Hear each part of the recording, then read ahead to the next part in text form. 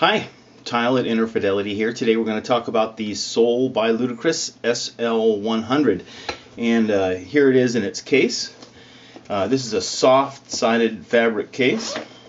And the headphones fold and store neatly in the case. These are a pair of supraaural headphones, meaning they rest on the ear. You can see the ear pad here is fairly small and it rests fully on the ear. Here's the cable that comes with it. It attaches to the bottom of the left earpiece.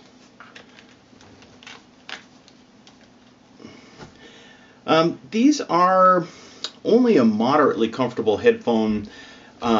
They are fairly large for this type of headphone. The headband is about the same size as the SL150, which I'll show you here. So this is the SL150 that costs $50 more at $199, and the SL100 costs about $150. Because they're fairly large, they weigh a little more than they might otherwise would if they were a little bit smaller, and that means that as you move your head around, they can develop some inertia, and they don't feel as stable on my head as the 150s do. To give you an idea of a more typical size of that kind of headphones, this is the Quincy Jones Q460. It's about the same price. And sounds a little bit better, but it is substantially more comfortable and convenient on the head because it is so much smaller. It's lighter weight and it doesn't rattle around on your head quite so much. Nonetheless, this is a nicely built headphone. It comes, it's black on the outside, and it comes both in red or blue on the inside color here. It has a nice cable that's detachable from the earpiece, so you can wear it around your neck and take the cable off and it won't have to dangle around.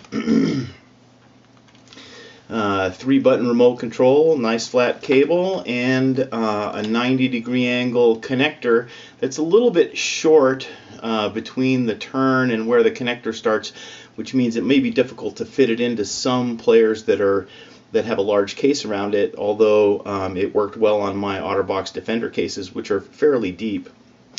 The problem I had with these headphones is that they really didn't sound all that good.